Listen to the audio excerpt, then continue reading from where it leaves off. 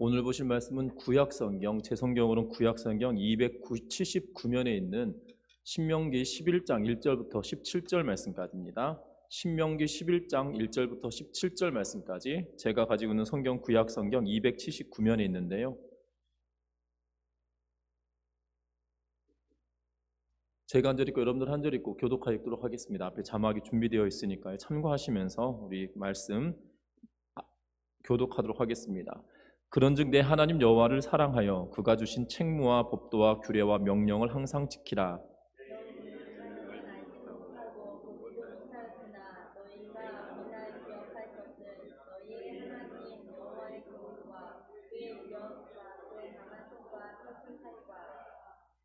애굽에서 그 왕 바로와 그 전국에 행하신 이적과 기사와 여호와께서 애굽 군대와 군관과 그 병거를 행하신 일, 곧 그들이 너희를 비쳤을 때에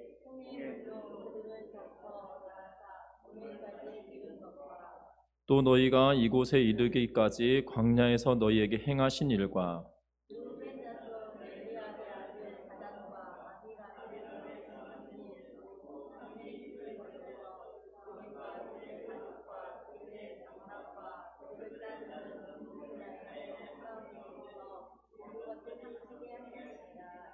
너희가 여호와께서 행하신 이 모든 큰 일을 너희의 눈으로 보았느니라.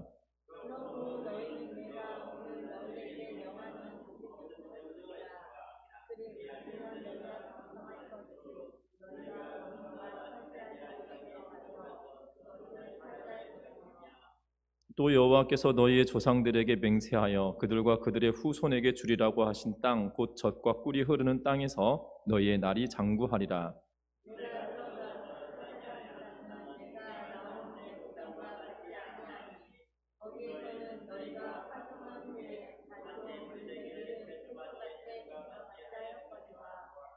너희가 건너가서 차지할 땅은 산과 골짜기가 있어 하늘에서 내리는 비를 흡수하는 땅이요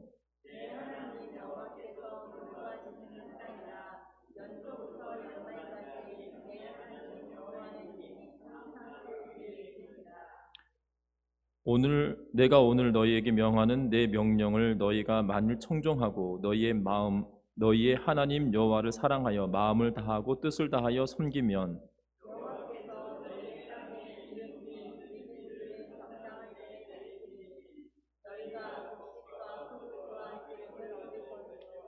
또 가축을 위하여 들에 풀이 나게 하시리니 내가 먹고 배부를 것이라.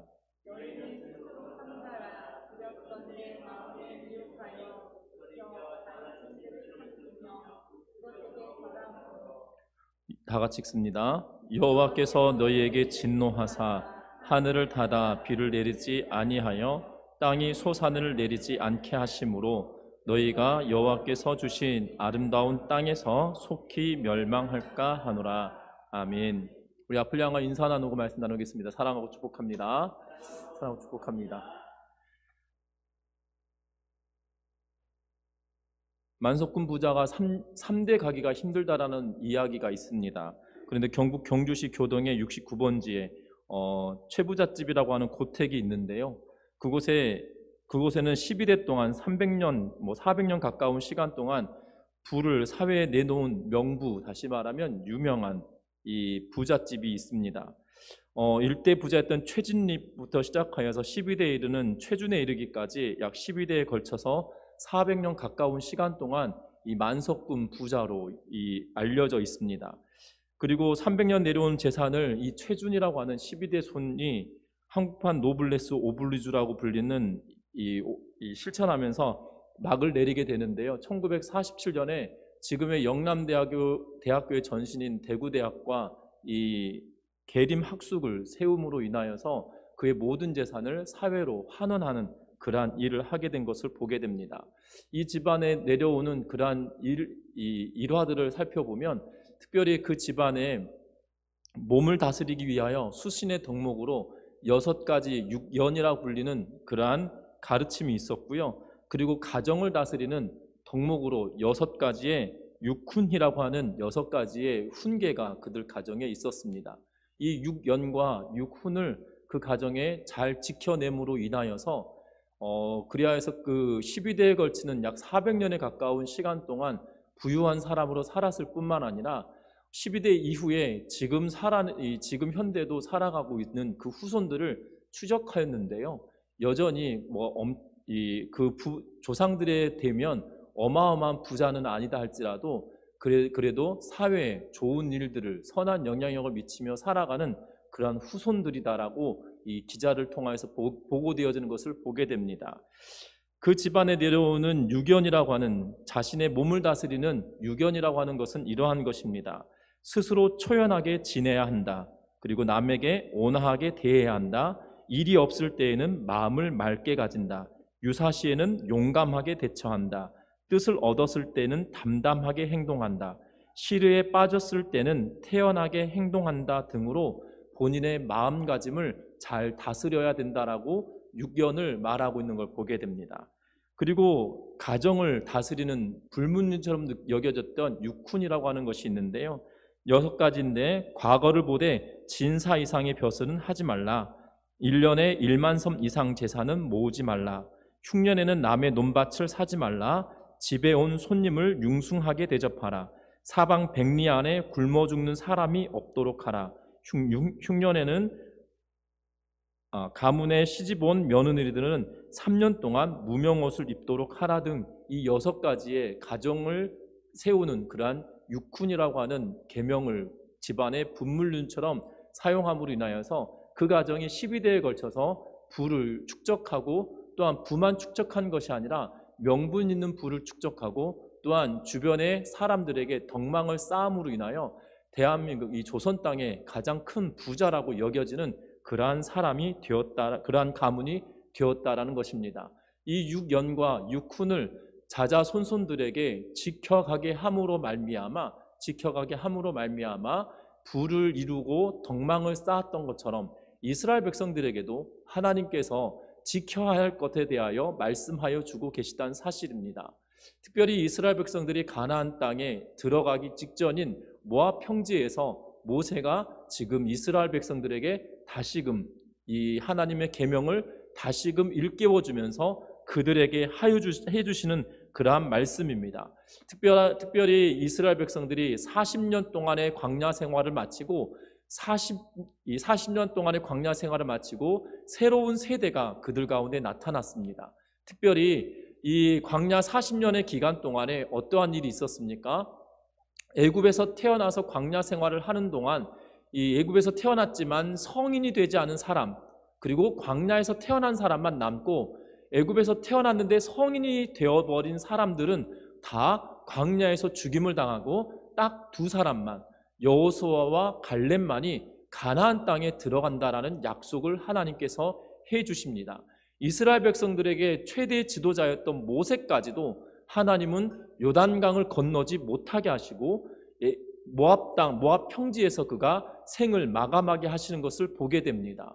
하나님의 약속에 따라 그들은 세대가 바뀌는 그러한 상황에 모세를 통하여 그 바뀌어진 세대에게 주시는 말씀, 신앙을 전수하고 가르쳐야 될 그 내용들을 설명하고 말씀하고 있다는 사실입니다. 특별히 오늘 본문의 내용을 통하여서 신앙이 전수될 때 무엇을 전수해야 하는지 그 말씀을 나누고자 하는데요. 첫 번째는 우리가 1절 말씀 같이 한번 읽어봅니다. 1절 말씀입니다. 그런즉 내 하나님 여호와를 사랑하여 그가 주신 책무와 법도와 규례와 명령을 항상 지키라. 아멘. 뭐라고 이야기하냐면 오늘 말씀 보실 때마다 이 동일한 문구가 계속 반복될 겁니다. 그가 주신 책무와 법도와 규례와 명령을 항상 지키라 라고 이야기하고 있는 것을 보게 됩니다. 이 명령을 지키라고 이야기하면서 3절 이후부터 무엇에 대하여 이야기하고 있냐면 애굽에서 그 왕 바로와 그 전국에 행하신 이적과 기사와라고 시작하면서 애굽 땅에서 하나님께서 행하셨던 그 놀라운 일들에 대하여 말하고 있는 것을 보게 됩니다. 특별히 2절에 보면 너희의 자녀는 알지도 못하고 보지도 못하였으나 너희가 오늘날 기억할 것은 너희의 하나님 여호와의 교훈과 그의 위엄과 그의 강한 손과 펴신 팔과 라고 이야기하면서 너희는 너희가 경험하지 못하고 너희 자녀들이 알지 못하는 그러한 하나님에 대하여 가르치라라고 이야기하고 있는데, 너희가 기억할 것은 무엇이냐면 하나님의 교훈과 위엄과 강한 손과 표심팔이라고 하면서 덧붙여서 설명하는 것은 애굽 땅에서 하나님이 출애굽을 시키실 때에 어떻게 행하셨는지에 대한 내용을 다시 한번 복기하고 있는 것을 보게 됩니다. 무엇을 이야기합니까? 애굽 땅에서 하나님께서 10가지 재앙을 통하여 애굽 땅에 재앙을 내리심으로 이스라엘 백성들을 하나님께서 구원하시고 구출하셨던 사건에 대하여 말합니다. 뿐만 아닙니다. 4절의 말씀 보니까 애굽 군대와 그 말과 병거에 행하신 일, 이것은 무엇입니까? 홍해 바다를 가르시고 이스라엘 백성들을 건너게 하시고 그 뒤따라 들어왔던 애굽의 군대가 홍해 바다에 수장되어졌던 사건들을 다시 한번 상기시키며 이스라엘 백성들에게 하나님의 놀라운 이 권능을 기억하여서 전하라라고 말씀하고 있는 것을 보게 됩니다. 뿐만 아닙니다. 5절 말씀에 보면 이렇게 기록합니다. 또 너희가 이곳에 이르기까지 광야에서 너희에게 행하신 일을 기억하라라고 말하면서 지금 3가지를 이야기합니다. 애굽 땅을 출발할 때 애굽 땅에서 행하셨던 10가지 재앙을 기억하라. 또 하나는 무엇입니까? 홍해 바다를 건널 때 하나님이 애굽의 군대를 수장시키셨던 사건을 기억하라는 것이지요. 그리고 또 무엇을 기억하라고 합니까? 40년의 광야 생활을 거치는 동안에 하나님께서 너희에게 행하신 일을 기억하라라고 말씀하고 있는 것을 보게 됩니다. 여러분들, 전능하신 하나님이 얼마나 놀랍고 위대한 분이신지 이스라엘 백성들을 출애굽시키실 때 하나님은 무시무시한 방법을 통하여 이스라엘 백성들을 구원시키셨다는 거예요. 특별히 이스라엘 백성들은 이 10가지 재앙을 거쳐간 동안에 그들에게도 고통은 있었습니다.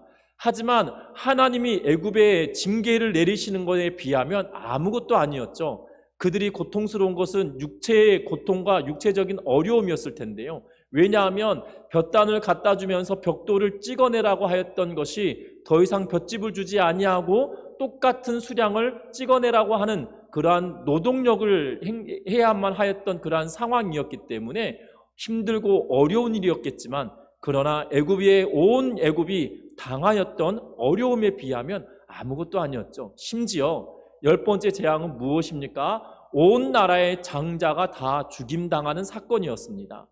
온 나라의 장자들이 죽임당하고 심지어 짐승의 첫 번째 새끼들까지도 다 이 첫 번째 새끼들까지도 죽임을 당하게 되는 사건, 유월절을 지내게 되는데요. 이것 또한 놀라운 것은 이스라엘 백성들에게도 동일하게 죽음의 그림자가 그리워졌음에도 불구하고 무엇하라고 말씀하십니까? 양을 잡아 그 피를 문설주와 임방의 바름으로 말미암아 그 죽음의 사자가 넘어가게 만들어라라고 하셨던 그 언약을 지킨 백성들에게 이 어려움은 당하지 않았다는 것이에요. 여러분들 기억할 것은 그 하나님의 권능과 크신 팔과 권능의 손이 그들과 함께 하셨음에 대하여 기억하라라고 이야기하고 그 기억한 것을 전하라라고 말씀하고 계시는 것을 보게 됩니다. 여러분들의 신앙생활 가운데 하나님이 여러분들에게 행하셨던 일들은 어떠한 일이십니까? 과거의 행적들을 통하여서 보면 나에게 하나님께서 행하신 일들은 도대체 무엇이냐 이 말입니다. 그것이 나만 기억하고 끝날 것이 아니라 그것을 기억하여 전하라라고 하나님은 말씀하고 계시며 그것을 전수하라라고 우리에게 말씀하여 주고 계시다는 사실입니다. 출애굽의 이적과 기사를 하나님께서 우리에게 행하셨던 것을 기억하여서 너희들의 후손들이 그것을 기억하고 신앙으로 전수할 수 있도록 가르치라라고 말씀하고 있다는 사실입니다. 여러분들, 우리에게 숱한 어려움과 역경들이 우리의 인생을 돌이켜보면 있었을 것입니다. 그런데 그 가운데 하나님께서 나에게 행하셨던 그 놀라우신 일들은 무엇이고 그 일들로 말미암아 내가 하나님을 어떻게 알게 되었으며 그 하나님은 나에게 어떠한 분이신지 그것을 전하며 살아가는 믿음의 성도님들 되시기를 주의 이름으로 부탁드립니다. 뿐만 아니라 하나님의 권능의 손을 이스라엘 백성들에게 전수하라라고 이야기하였을 뿐만 아니라 하나님의 진노하심도 그들에게 전하라라고 말씀하고 있는 걸 보게 됩니다. 6절과 7절 말씀 우리 같이 읽어보는데요. 같이 읽습니다. 르우벤 자손 엘리압의 아들 다단과 아비람에게 하신 일, 곧 땅이 입을 벌려서 그들과 그들의 가족과 그들의 장막과 그들을 따르는 온 이스라엘 한가운데서 모든 것을 삼키게 하신 일이라. 너희가 여호와께서 행하신 이 모든 큰 일을 너희 눈으로 보았느니라. 아멘. 우리가 기억할 것은 무엇입니까? 이스라엘 백성들에게 하나님께서 징계하셨던 사건들에 대하여 기억하라고 말씀하시면서 광야길을 걷는 동안에 징계하셨던 사건을 딱 하나 예를 들어서 모세가 말합니다. 우리가 생각할 때는 광야에 여러 가지 이스라엘 백성들이 패역한 일들이 많았었거든요. 특별히 어떠한 일들이 있었습니까? 하나님을 시험한 사건으로 말미암아 특별히 이 무리바 물을 내었던 것으로 말미암아 하나님과 다투다라는 표현으로 그 지역을 이 지명을 쓰고 있는 걸 보게 됩니다. 뿐만 아닙니다. 가데스 바네아 사건을 이 신명기에도 다시 한번 거론하였지만 또 다시 한번 거론할 수 있을 것임에도 불구하고 40일 만에 가나안 땅에 들어갈 것을 40년 동안이나 헤매게 만들었던 사건이기에 패역의 절정일 것 같은데도 불구하고 그것을 거론하고 있지 않다는 것이에요. 심지어 이 불뱀으로 말미암아 이스라엘 백성들의 많은 사람이 죽임을 당하려고 했던 그때에 놋뱀을 걸어둠으로 말미암아 그것을 봄으로 구원받는, 고침받는 사건에 대한 이야기도 놀라울 것임에도 불구하고 그것에 대하여 말하지 않고 무엇을 예로 들고 있냐면 이것을 말합니다. 오늘 5절 말씀해 보면 6절 말씀해 보면 그 사건의 중심은 르우벤 자손 엘리압의 아들 다단과 아비람에게 하신 일을 말하고 있다는 사실입니다. 그런데 사실 민수기 말씀을 통하여서 보면 민수기 16장에 이 사건에 대하여 자세하게 기록하고 있거든요. 그런데 이 사건의 내용은 민수기 16장을 통하여서 보면 어떠한 상황이냐면 고라 자손 가운데 모세의 지도권에 반항하여 정치적인 권력을, 다시 말하면 지도자의 자리를 바꾸려고 하는 반란을 일으킨 사건이 벌어집니다. 특별히 이 고라 자손의 레위인 가운데 고라 자손들뿐만 아니라 방금 보았던 르우벤 자손 엘리압의 아들 다단과 아비람과 함께 더불어 쿠데타를 일으키는 사건이 민수기 16장에 기록되어져 있거든요. 어찌 보면 지도자를 교체해야 된다라고 하는 고라 자손의 뜻과 다단과 아비람이 장자의 후손들이었음에도 불구하고 그 어떠한 것도 행사할 수 없는 그러한 일로 말미암아 불평과 불만이 그들에게 쌓였던 것이 맞아떨어져서 반란을 일으키는 그러한 상황에 놓여집니다. 그런데 놀라운 것은 고라와 250명의 추종자들이 이 민수기 16장에 보면 성막 앞에서 하늘에서 불이 떨어져서 그들을 몰살시키는 장면을 성경은 이야기합니다. 그리고 나단과 아비람은 그의 진영에서 새로 규합하여서 반란을 일으킬 때 땅이 갈라져서 땅이 그들을 삼켰다라는 표현을 사용하고 있는 것을 보게 됩니다. 어찌되었던 이 두 그룹이 하나의 반란 사건을 일으켰음에도 불구하고 오늘 본문에 보면 이 고라 자손과 250명의 추종자들에 대한 내용은 빼놓고 이야기하고 있는 것 같습니다. 그 이유가 무엇이냐라는 것에 대하여 많은 의견들이 있는데요. 한 의견은 이렇습니다. 이 신명기와 민수기가 충돌된다, 모세가 쓴 책이 아니다라고 이렇게 주장하는 분들이 있는데요. 그것은 틀린 것 같습니다. 많은 학자들, 특별히 보수적인 학자들은 뭐라고 이야기하냐면 이것은 모세의 배려다라고 이야기하고 있는 것을 보게 되어져요.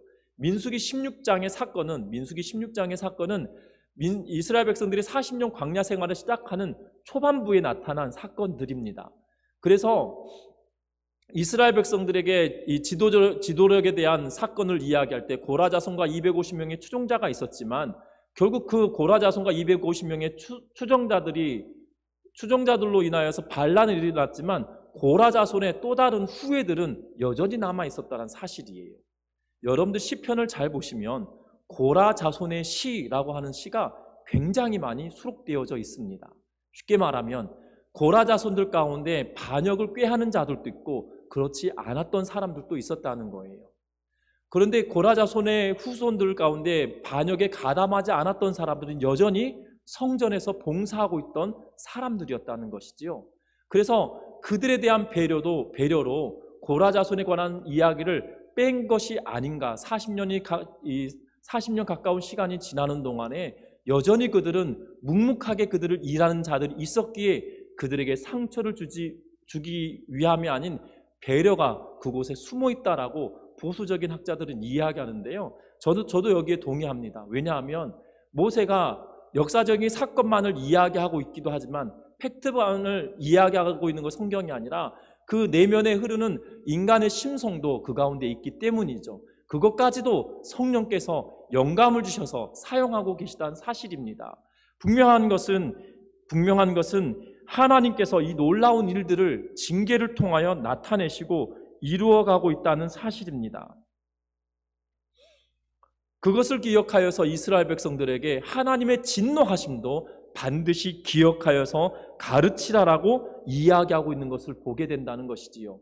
저와 여러분들이 신앙생활해 가는 가운데, 아니 하나님을 알지 못하였던 때 혹여나 우리 가운데 하나님의 징계하심이 느껴졌다라면 그것까지도 전하라라고 이야기하고 있는 거예요.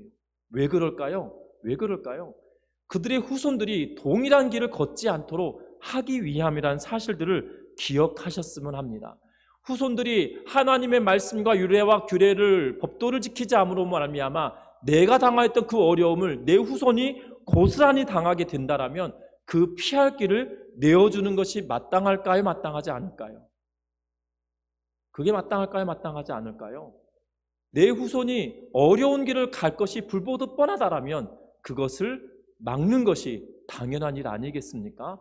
그래서 하나님의 권능의 손과 하나님의 징계의 손을 낱낱하게 가르치고 전하라라고 우리에게 말씀하여 주고 계신 걸 보게 됩니다. 그러면 왜 이스라엘 백성들에게 이것을 전수하라라고 이야기하고 있는 것일까요? 하나님께서 이스라엘 백성들에게 이러한 것을 말씀하고 있는 이유가 도대체 무엇이냐 이 말입니다. 하나님의 권능의 손과 하나님의 징계의 손을 반드시 전수하라라고 이야기하고 있는 이유는 8절 말씀을 보면 알 수 있는데요. 우리 8절 말씀 읽겠습니다. 그러므로 너희는 내가 오늘 너희에게 명하는 모든 명령을 지키라. 그리하면 너희가 강성할 것이요 너희가 건너가 차지할 땅에 들어가서 그것을 차지할 것이며. 아멘. 9절까지 또 읽어봅니다. 또 여호와께서 너희의 조상들에게 그들과 그들의 후손에게 주리라고 하신 땅 곧 젖과 꿀이 흐르는 땅에서 너희의 날이 장구하리라. 아멘. 하나님께서 주리라고 약속하신 그 땅을 주시겠다라고 말씀하고 계신 것을 보게 됩니다. 어떠합니까? 명령을 지키면 너희가 강성할 것이다. 그리고 너희가 건너가 차지할 땅에 들어가서 그것을 차지하게 될 것이다. 약속한 대로 이루어질 거다라고 말합니다. 하나님이 너희 조상들에게 약속한 대로 그것을 너희 후손들에게 주리겠다고 약속하신 그것을 주겠다라는 약속으로, 그리고 그곳에서 오랫동안 살게 될 거다라는 그 약속 때문에 전수해야 된다라고 우리에게 말합니다. 그런데 더 놀라운 것은 이 신앙을 전수하고 살아낼 때, 그들이 그 땅 가운데 살아갈 때 어떠한 모습으로 살아내게 되냐는 것입니다.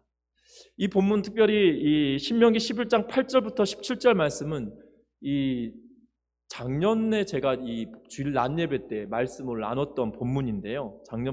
작년 연말쯤 돼서 나눴던 말씀인데요. 여러분들 기억할 것은 하나님께서 이 땅을 주겠다고 하셨던 이 땅이 어떤 땅이기 때문에 그 땅에 들어가서 장구하겠냐라고 말씀하고 계시냐는 것이죠.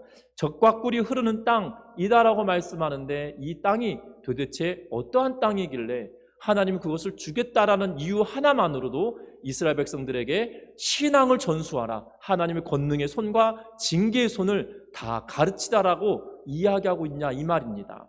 여러분들 잘 아시는 것처럼 10절 말씀 읽어봅니다. 10절 말씀 같이 읽습니다. 내가 들어가 차지하려 하는 땅은 내가 나온 애굽 땅과 같지 아니하니 거기에서는 너희가 파종한 후에 발로 물대기를 채소밭 밭에 댐과 같이 하였거니와 11절도 읽습니다. 너희가 건너가서 차지할 땅은 산과 골짜기가 있어서 산에서 내리는 비를 흡수하는 땅이요. 아멘. 오늘 20절과 11절 말씀 보면 애굽의 땅과 가나안 땅을 비교하면서 이야기합니다. 제가 이 주일 난예배 설교할 때 이 본문을 가지고 이렇게 설명을 드렸어요. 인간의 눈으로 보면 애굽 땅이 훨씬 좋은 땅이다라고 말씀을 드렸습니다. 왜 그렇습니까? 10절 말씀에 보면 너희가 씨를 뿌립니다. 그리고 파종 후에 발로 물대기를 채소밭에 댐과 같이 하였거니와 라고 하면서 그들은 그들의 노력으로 말미암아 그들이 애쓴 만큼 얻을 수 있는 기회가 그들에게 있기 때문이에요. 무슨 말인지 이해되시나요? 애굽의 땅은 인간의 눈으로 보면 애굽 땅만큼 좋은 곳이 있지 않아요. 왜냐하면 나일강이 범람함으로 말미암아 비옥한 토지가 있고요. 그리고 그 비옥한 토지 위에 그들이 애를 쓰고 수고하면 그들이 충분한 먹을 것을 얻을 수 있는 그러한 땅이었기 때문입니다. 그런데 반면에 11절에 말하는 이 가나안 땅은 어떤 땅입니까? 산과 골짜기가 있어서 하늘에서 내리는 비를 뭐 하는 땅이라고요? 흡수하는 땅이다 라고 말합니다. 특별히 가나안 땅, 이스라엘 땅은 석회질이 풍부한 그러한 땅들이 많다고 합니다. 아직 가보질 못해가지고 제가 석회질이 많은 땅입니다라고 말하면 참 좋겠는데 이 이스라엘 땅을 이 문서로 책으로만 봐가지고 하여튼간 석회질이 풍부한 땅이다라고 말합니다. 쉽게 말하면 시멘트의 원료가 석회석이다라고 이야기하고 있거든요. 그리고 석회석이 풍부한 지역을 보면 물과 이 물이 땅 속에 이렇게 들어가게 되면 이렇게 쭉쭉 빠져 들어가는 것을 보게 됩니다. 그러니까 머금고 있는 것이 아니라 그냥 빠져나가는 것을 보게 되어져요. 근데 어느 학자들은 이 흡수하는 땅이다라고 해서 이 물을 충분하게 흡수한 땅이다. 그래서 물을 머금고 있는 땅이다라고 말을 하는데 이 의견이 굉장히 충돌하는 부분입니다. 그런데 어찌되었든 중요한 사실은 인간의 눈으로 보면 산과 골짜기가 좋을까요? 평야가 좋을까요? 여러분들 산과 골짜기가 좋을까요? 평야가 좋을까요? 여러분들에게 농가 밭이 있다라면 평야를 받는 게 좋겠다고 느껴지십니까? 산과 골짜기를 유산으로 받는 것을 원하십니까? 네, 대부분 평야를 원하십니다. 왜냐하면 일하기도 수월하고 산 꼭대기에 6부 능선, 5부 능선만 되더라도 그 물지개를 지고 올라가서 물을 담으려고 하면 물 한 번 주려고 하면 얼마나 힘들겠어요. 저 같아도 그럴 것 같습니다. 그런데 지금 비교하면 평야를 받을래? 산과 골짜기를 네가 받을래? 라고 하고 있어요. 그럼 여러분들 뭘 선택하시겠습니까? 우린 당연하게 평야를 받겠다고 말하거든요. 그런데 가나안 땅은 산과 골짜기고 물을 흡수하는 땅이다라고 말하고 있어요. 여러분들 잘 아셔야 되는 건 인간의 눈으로 보면 애굽 땅이 훨씬 낫습니다. 그럼에도 불구하고 하나님은 그렇게 말하지 않아요. 뭐라고 말씀하시냐면 그 땅을 내가 너에게 주겠다. 그리고 그곳에서 장구하고 내가 약속하였던 땅이고 그곳에서 살겠다. 그리고 젖과 꿀이 흐르는 풍요로운 땅이다라고 말씀하고 계시다는 것이지요. 여러분들 12절 말씀 보겠습니다. 왜 그 땅이 귀한 땅이냐면 12절 말씀인데요. 내 하나님 여호와께서 돌보아 주시는 땅이라. 연초부터 연말까지 내 하나님 여호와의 눈이 항상 그 위에 있느니라. 아멘. 왜 그 땅이 중요하고 좋은 땅이냐면 두 가지 이유 때문이에요. 하나님이 뭐 하시고 계신 땅이라고요? 돌보시는 땅이라고요. 또 하나는 무슨 땅이라고요? 하나님의 눈으로 눈여겨보시는, 항상 눈이 그 위에 있는 곳이 가나안 땅이라고요. 여러분들 부모가 자식을 키울 때 내 자녀가 아직 어릴 때 내 품 안에 있을 때 그 자녀에게 눈을 떼는 부모가 있나요? 없나요? 잘 없거든요. 특별히 낯선 땅으로 갈 때는 특별히 그 부모가 어린아이들을 내놓을 때 그 눈은 정말 놀라울 만큼 번뜩이는 것을 보게 됩니다. 기가 막힙니다. 희한합니다. 엄마들은 대단한 능력을 가지고 있다고 여겨집니다. 왜냐하면 그 아이가 뭘 할지 미리 예측하고 있어요. 낯선 땅에 가면 이 아이가 어떠한 행동을 할 것인지에 대하여 이미 예측하는 어머니들을 많이 보게 됩니다. 그래서 어딘가 눈을 한눈 팔고 있으면 뭐 합니까? 탁 손을 잡고 딱 끌죠. 한눈 팔지 마 라고 하면서. 그러면 잊어버릴 수 있어? 라고 하면서. 아이들의 행동에 하나하나 세심하게 눈을 가지고 지켜보고 있는 것을 보게 됩니다. 이것이 속박일까요? 축복일까요? 이 어린아이에게 있어서만큼 이게 속박일까요? 축복일까요? 여러분들 잘 아셔야 되는 것은 하나님의 돌보심과 하나님의 눈이 그 위에 있는 땅이기에 복된 땅이다라고 말씀하고 계시는 것을 보게 되어져요. 뿐만 아닙니다. 13절 말씀해 보시면 내가 오늘 너희에게 명하는 내 명령을 너희가 만일 청종하고 너희의 하나님 여호와를 사랑하여 마음을 다하고 뜻을 다하여 섬기면, 내 말에 귀를 기울이고 너희가 그것을 지키고 따르면, 마음을 다하고 뜻을 다하고 사랑하고 섬기면 무엇한다라고 말합니까? 14절 같이 읽어봅니다. 여호와께서 너희의 땅에 이른 비 늦은 비를 적당한 때에 내리시리니 너희가 곡식과 포도주와 기름을 얻을 것이요. 아멘. 놀랍습니다. 뭐가 놀랍습니까? 오늘 보면 너희의 땅에 이른 비와 늦은 비를 언제 보내신다고요? 적당한 때에 내리신다라고 말씀합니다. 여러분, 올 한 해 농사가 좋지 않았다는 분들이 참 많으십니다. 그 이유는 장마가 길었기 때문이고, 곡식이 연그러들 때 햇볕이 강하게 쬐어줬어야 되는데 그 기간이 너무 짧았다라고 하신 분들이 많으시더라고요. 여러분들, 비가 적당히 오면 좋을까요? 좋지 않을까요? 적당한 때에 내리면 좋을까요? 좋지 않을까요? 좋은 거거든요.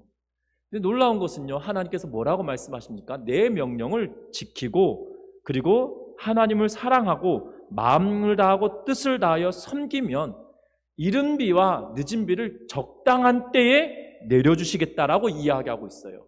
이것을 제가 난예배 설교하면서 이것을 두고 이 자동 공급 장치라고 말씀을 드렸었는데요.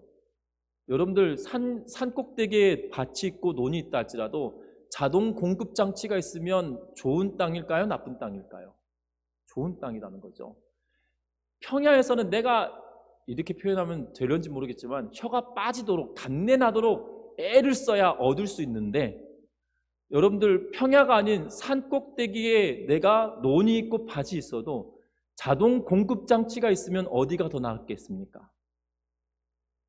힘들여서 노동을 하고 있는 평야가 나을까요? 내가 힘들이지 않고 얻을 수 있는 곳이 나을까요? 요새 젊은 사람들은 이 부자 백수가 꿈이라고 하는 친구들이 많습니다. 부자 백수가 꿈이다. 돈은 많은데 내가 일 안 하고 살아갈 수 있는 부자 백수가 꿈이다라고 여기는 친구들이, 이 젊은 친구들이 꽤 많거든요. 뭐 농담 삼아 이야기하는 것일 수도 있겠지만 그게 꿈인 거죠. 여러분들 잘 생각해 보십시오. 자동 공급 장치가 있어서 내가 수고하지 않아도 얻는 것이 나을까요? 좋은 땅이지만 내가 정말 입에 단내가 나도록 애를 써야 얻는 것이 더 나을까요? 여러분들 입에 단내가 나는 게 더 나은 걸로, 저는 게을러서 그런지 모르겠지만 일 안 하고 얻는 것이 훨씬 좋은 것 같아요. 여러분들 중요한 것은 하나님이 돌보시고 여호와의 눈이 그곳에 거하시면 자동 공급 장치와 같은 땅이 그곳에 있다라고 말씀하고 계시는 것이지요. 여러분들 뒤에 보면 또 이렇게 말합니다. 15절 말씀에 보면 너희는 스스로 삼가 두렵건대 마음에 미혹하여 돌이켜 다른 신들을 섬기며 그것에게 절함으로, 17절에 하나님께서 뭐라고 이야기하십니까? 여호와께서 너희에게 진노하사 하늘을 닫아 비를 내리지 아니하여 땅에 소산을 내지 않게 하심으로 너희가 여호와께서 주신 아름다운 땅에서 속히 멸망할까 하노라. 여러분들 놀랍습니다. 딱 조건이 하나 있어요. 자동 공급 장치를 소유하고 소유하지 않는 딱 유일한 방법은 하나님의 명령을 지키느냐 지키지 않느냐, 그 차이에 있다는 거예요. 너희가 지키면 하늘의 문을 열어 이른 비와 늦은 비를 적당한 때에 주겠다라고 약속하시고요, 그것을 지키지 않으면 하늘의 문을 닫아 비를 내리지 않게 하신다라고 말씀하고 있어요. 여러분들 중요한 것은 이 하나님의 약속이 바로 여기에 있기 때문에 이 땅이 중요한 땅이고 이 땅이 복된 땅이다라고 이야기하면서 그 땅 가운데 살아가는 동안에 영구히 하나님이 돌보심과 하나님의 눈이 여전히 있는 곳에 살기를 원한다라면 너희가 해야 될 것이 있다. 그것은 무엇이냐면 너희를 이끌어내셨던 권능의 손, 전능하신 하나님의 권능의 손을 가르치고 또한 진노의 손을 너희가 가르쳐서 진노의 손으로 너희가 다스림을 당하는 것이 아니라 권능의 손으로 너희를 보호하고 지켜주시는 그 하나님을 찾으며 살아가라라고 말씀하고 있다는 사실이에요. 저와 여러분들 어떠한 삶을 살길 원하십니까? 우리의 후손들에게 무엇을 전하고 살아가길 원하십니까? 여러분들 세상의 가치의 눈으로 보는 것이 아니라 하나님의 손이 어디에 있고 하나님의 눈이 어디에 있으며 또 하나님의 돌보심이 어디에 있는지 거기에 관심을 가지고 하나님의 관심과 돌보심의 눈이 어디에 있는지 거기에 우리의 마음을 두고 살아가는 은혜가 있기를 주의 이름으로 부탁드립니다. 분명한 것은 하나님이 일들로 말미암아 분명하게 행하신다는 사실이에요. 말씀을 맺으려고 합니다. 내 신앙을 아름답게 지키는 것을 넘어서서 이제는 다음 세대에게 다른 사람들에게도 거룩한 신앙을 생생하게 전달할 수 있는 믿음의 신앙인들 되시기를 주의 이름으로 부탁합니다. 전할 것은 나에게 권능의 손으로 일하셨던 하나님, 나에게 징계하셨던 그 하나님을 명확하게 전함으로 말미암아 징계가 끝이 아니라 가나안 땅에 들어가서도 축복의 땅 가운데 하나님의 눈과 돌보심을 경험할 것인지 아닐 것인지 그것을 선택한다는 것을 기억하면서 축복의 손이 우리들 가운데 넘쳐나기를 주의 이름으로 부탁합니다. 특별히 저희 집의 이야기를 해서 참 죄송한데요. 저희 집은 이 저녁 예배가 없는 날이면 월요일, 화요일, 목요일, 금요일, 토요일 이렇게 저녁이면 아이들과 함께 모여서 기도 제목을 나누고 이렇게 짧게 기도 시간을 갖거든요. 근데 제가 딸아이들에게 이렇게 말했습니다. 할아버지보다 나는 할아버지에 비하면 100배의 복을 받았어 라고 이야기를 하거든요. 그랬더니 진짜냐고 이렇게 물어요. 진짜라고 이야기하면서 그것을 말해줬거든요. 그러면서 제 딸들에게 그랬습니다. 너희들도 아빠보다 100배 더 나은 하나님의 축복이 있을 거야. 그런데 중요한 것은 아빠보다 네 믿음이 더 좋아야 돼 라고 이야기를 했거든요. 그랬더니 100배 더 축복을 받을 거야의 귀는 솔깃했지만 아빠만큼 믿으면 줘야 될 거야 라는 이 말에 갑자기 눈을 땅에 떨구는 그 안타까움을 보았는데요. 중요한 것은 여러분들도 마찬가지입니다. 여러분들이 거룩한 것을 아름답게 지키는 것, 그것이 중요하겠지만 그것이 다음 세대에도 하나님의 축복의 손이 그들 가운데 있기를 바라는 마음으로 하나님의 축복과 징계의 손을 명확하게 전달할 수 있는 믿음의 성도들 되시기를 주의 이름 부탁합니다. 여러분들 가나안 땅은 축복의 땅인 것처럼 보여집니다. 그런데 세상의 눈으로 보면 축복의 땅이 아닐 수도 있어요. 그러나 하나님을 올바르게 섬기는 그 백성들에게는 하나님의 눈과 돌보심의 손이 있어서 그 땅은 척박해 보인다 할지라도 축복의 땅이라는 것을 기억하면서 저와 여러분들이 그 축복을 누리며 살아가는, 그 복을 누리며 살아가는 믿음의 성도들 되시기를 주의 이름으로 축원합니다.